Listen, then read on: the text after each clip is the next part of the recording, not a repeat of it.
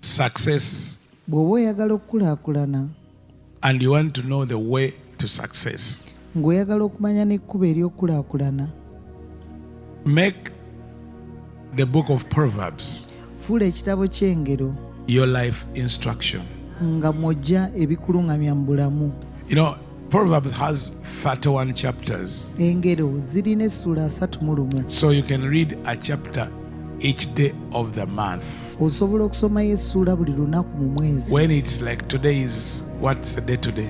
Leero mmeka? So today is 15th, and you know, on 15th I read Proverbs 15. Ng'omanyi nti nga 15 nsoma ngero 15. And don't just read. Tosoma busomi. Diligently apply what it says as your rules of life. Teeka mu nkola kye kigamba ng'ebikufuga mu bulamu. Amen. Amiina. If I was told to train a class singa bangamba okubeera nga ntendeka ekibiina of great leaders and businessmen and ministers, ekyabakulembeza ab'amaanyi bannabizinensi n'abaweereza, I would train them in the book of Proverbs mbatendekera mu kitabo eky'engero and disciple them to put in practice what the book of Proverbs says. era ne mbayigiriza okuteeka mu nkola ekitabo ky'engero kye kigamba. I will not cast out devils. Sigoba dayimooni, I will not talk about curses. soogera ku bikolimo. I will give them the practices, the instruction of Proverbs, and curses and demons will be no more in their lives. Mbawa ebikolwa n'ebiragiro mu ngero, olwo ebikolimo ne dayimooni ne biba nga tebikyali mu bulamu bwawe. You tried Bwe kigezeeko all your life, read the book of Proverbs. obulamu bwo bwonna nsoma ekitabo ky'engero, Apply every principle it says gwe teeka mu nkola buli nnono gye kigamba as your life rule, ng'amateeka ag'obulamu bwo, and see how your life will turn around, olabe butya obulamu bwo bwe bugenda okukyuka, and see how your ministry will turn around. olabe butya obuweereza bwo bwe bugenda okukyuka. It is bad Kibi to be zealous okubeera nga oli ku muliro nnyo but not principled. naye ng'ate tolina nnono. You didn't hear me. Tompulidde. It's bad, Kya mutawaana and I would say it's harmful and also useless ate era nga tekigasa to be on fire okubeera ku muliro without principles. naye ng'ate tolina nnono. Running without rules, Okudduka embiro nga toliiko mateeka, you miss the prize. ekiwakaniro oba togenda kifuna. You can run and be the first in the race, Osobola okudduka embiro but n'osooka if you have mu run not according to the rules, naye bw'oba odduse nga togoberedde mateeka, you reach the finishing line and you are disqualified. otuuka we bamalira ne bagamba nti ate ekyokoze You butayi. score, but your goals are always cancelled Buli kiseera obeera oteeba naye nga goal zo bazisaza because you did not play according to rules. kubanga mu muzannyo obadde togoberera mateeka. Life, power without principles, Amaanyi okutali nnono is like a car without brakes. kiringa ng'emmotoka etaliiko bisiba. Amen. Amiina. Like a fast car Ng'emmotoka edduka embiro without brakes. nga teriiko bisiba. How many would want that car? Bameka eyandiyagadde How many would want a emmotoka ride? bw'etyo? Bameka eyandiyagadde bamuvugireko mu mmotoka A ride bw'etyo? in, if I tell you my car, my God, is so fast. bwe nkugamba nti emmotoka yange edduka embiro And because I want to be very fast olw'okuba njagala okubeera ku and mbiro very quick, ntuuke mangu I've removed the brakes. break So nzijje let's go and have a ride. katugende twevugeko mu mmotoka eyo. Amen.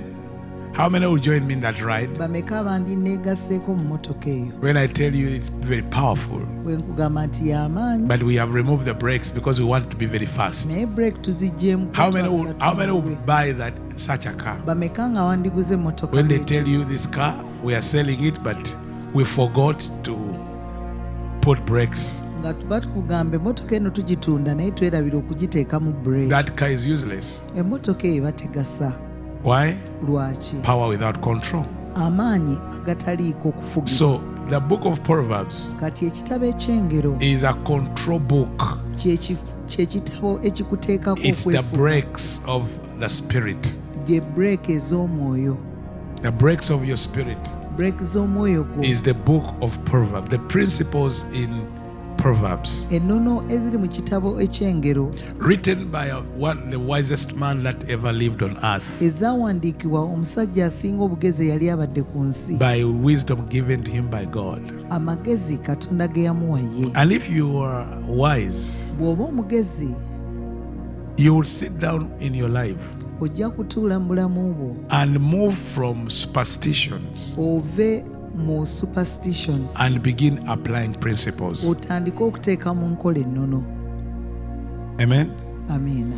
Many years you've lived a life of superstitions, emyaka mingi obadde mu bulamu but superstitions are wishes. naye ate ebyo bibeera bye weeyagaliza. And if wishes were horses, ate singa bye weeyagaliza zaali mbalaasi. tell me, if wishes were horses, singa bye weeyagaliza zaali so mbalaasi. wishes are not horses. kaakati bye weeyagaliza si mbalaasi. You know how we have lived in the life of wishes, butya bwe tubadde mu bulamu obw'okweyagaliza calling it bisinga, faith, nga tukiyita kukkiriza, calling it miracles is going to happen but anyhow.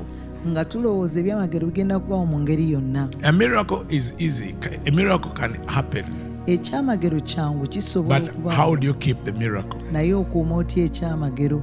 The miracle comes from God, ekyamagero kiva eri katonda, but keeping the miracle is by principle. naye okuuma ekyamagero okuyita mu nnono. Amen. amiina. It is dangerous to be zealous but not principled. kyamutawaana nnyo ng'oli ku muliro mungi naye ate nga tolina nnono. Many Christians abalokole bangi are on fire for God, bali ku muliro ku lwa katonda, but fire is achieving nothing. naye ng'omuliro tegulina kye gubatuusizzaako, Maybe just depression to them, oba kunyigirizibwa gye bali, but they are achieving nothing naye nga tebalina kye batuuseeko because they lack life principles. kubanga tebalina nnono za bulamu. They lack consistency, persistence, and faithfulness. tebaliimu bwesigwa okunywerera ku kintu. There is no principle that guides their lives. tewaliiwo nnono ziruŋŋamya bulamu bwabwe. They cannot be relied on. tosobola kubeesigamako. Even God cannot trust them. naye katonda tasobola kubeesiga. Even God cannot say, I'm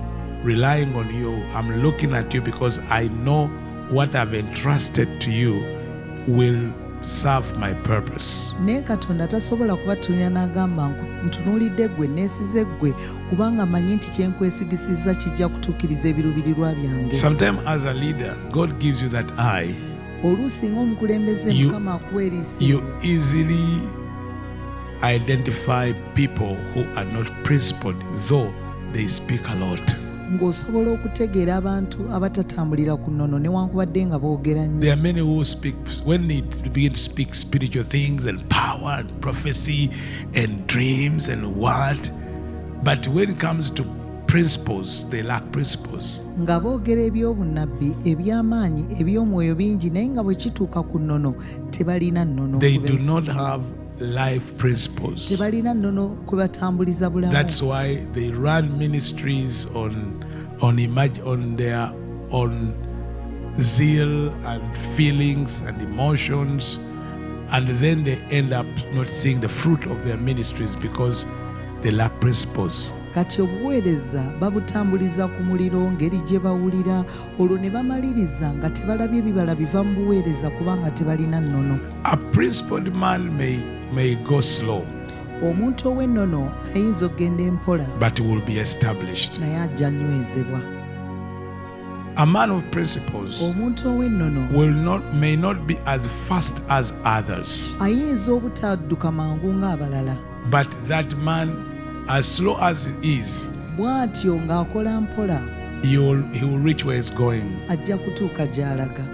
He will find the man who is so fast on the way exhausted or crushed. naye ajja kusanga omuntu abadde adduka embiro nga akubiddwa oba nga akooye. Have you ever been driving wali obaddeko ng'ovuga on you're driving? I didn't want to say on the road because you don't drive on the water. Okay. So saagadega nti ng'ovugira ku luguudo obviously you drive on the road. era ovugira ku luguudo. Have you ever been driving Wali obaddeko ng'ovuga and there's this bad driver nga waliwo omuntu ono avuga who obubi keeps like insulting, like hooting, overtaking, akubanya eŋŋombe ayisa and you say, but where is he going? n'obuuza naye alagawa And goes so fast. adduka ali ku speed For you, maintain your 50, gwe n'osigala ku 5 your 60, 6 50, 60. 5 ku You are 6 keeping within the rules. gwe nga weekumidde mu mateeka And then you go, olwo ne weeyongerayo ku kkubo you find a man that was very fast, n'osanga omusajja yabadde adduka embiro parked somewhere, ng'alina wapaakinzi buying a beer agula bbiya or buying muchomo ng'oba agula or omucomo nyama choma, okay? ng'agula omucomo And you say, in the first place, n'ogamba why were you that reckless? wabadde lwaki wabadde bw'otyo nga tofaayo There are people sometimes they pass are fast, oluusi akuyisa ng'ali ku mbiro but when you're going to the same place, ate mugenda mu kifo kyeki then you realize ate n'okizuula you've reached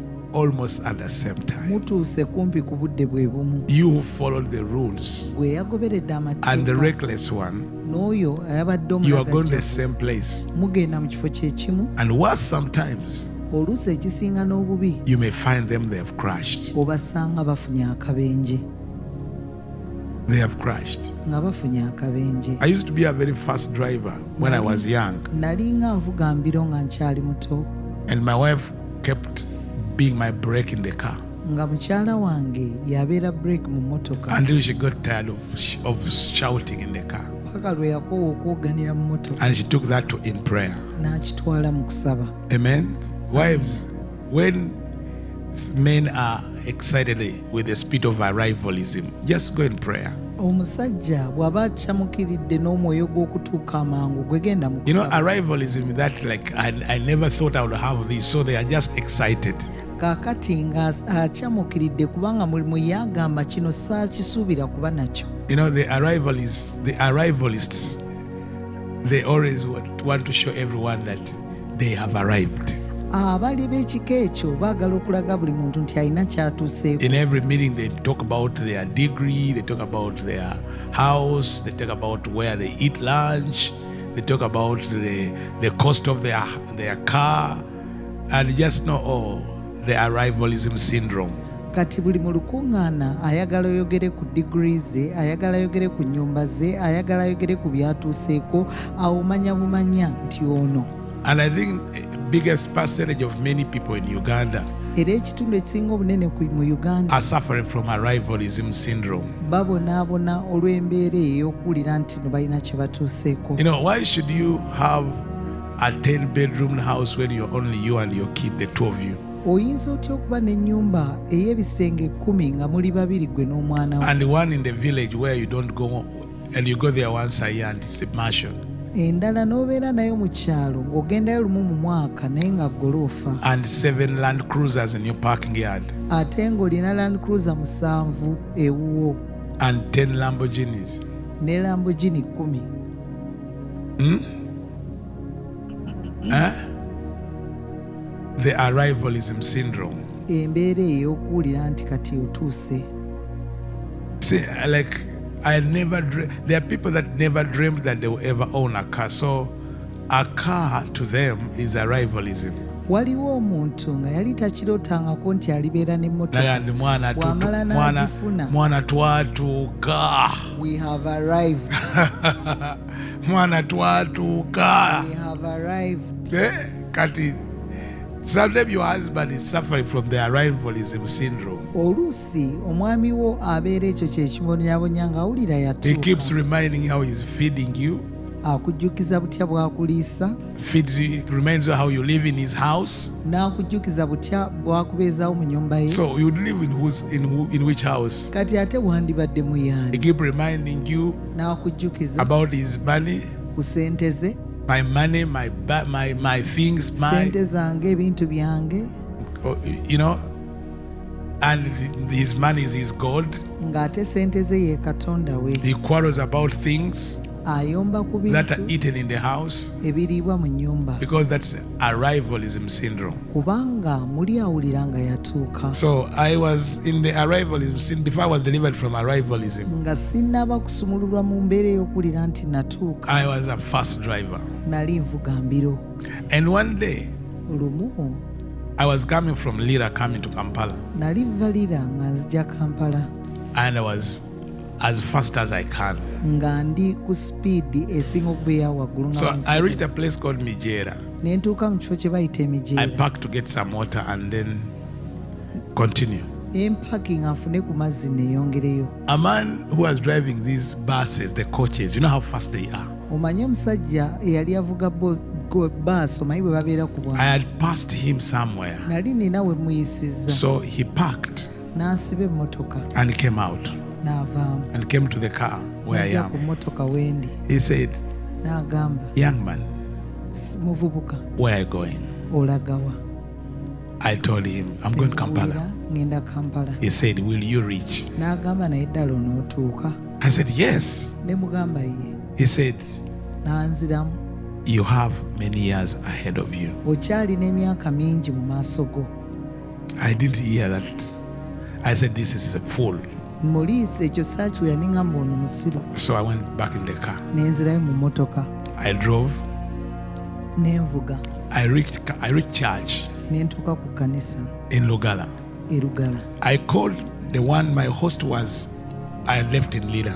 Kati oyo yali ankyasizza ne mukubira gwe nali ndese And I said, oh, I'm now at church. ne mugamba ntuuse ku kkanisa. It looked at the time I left. N'atunya obudde bwe navuddeyo And he said to me, n'aŋŋamba, if you are at church now, si bw'oba oli ku kkanisa kati you're a fool. oli musiru. He said, you're a fool. N'aŋŋamba oli musiru. Because I had driven from Lira to church in 2 hours. Navuga okuva erira paka ku church mu ssaawa 2 hours. 2. And the man said to me, you're a fool. Omusajja n'aŋŋamba oli musiru. He's telling, and I'm like his pastor. Ninganga musumba we. And he said, you're a fool. N'aŋŋamba oli musiru. I sat down. I Ne said, ntuula wansi. this man, Nga omusajja ono. I have been with him doing ministry, Mbadde naye nga tuweereza. praying for his family. Nsabira famire ye. And I wanted a theme to celebrate my achievement Mbadde njagala asanyukire mu kye ntuuseeko. of driving that in 2 hours. Okuvuga wenti mu ssaawa In 2. fact, it was 1 hour 55 minutes. Ssaawa emu dakiika 55. That's how fast I was. And when I told him, I have arrived, Bwe namugamba he said, ntuuse, where? n'ambuuza For we. him, he thought I was around Kafu. Yali alowooza ninga kafu. I said, I'm at church. Ne mugamba ndi ku kkanisa. He said, you a fool. N'aŋŋamba oli musiru. Oli musiru. You a fool. I mean, some people need you to be you need to put some sense in their heads Abantu abamu olina obbateekamu okutegeera. and tell them you're a fool. N'omugamba oli musiru nno. You have to tell you see, how much money, how do you have in your investments? Meka z'olina? 100 million. Bukadde 10. You've bought a car for how much? Oguze 120 million. bukadde 10. Tell him you're a fool. Mugamba oli musiru.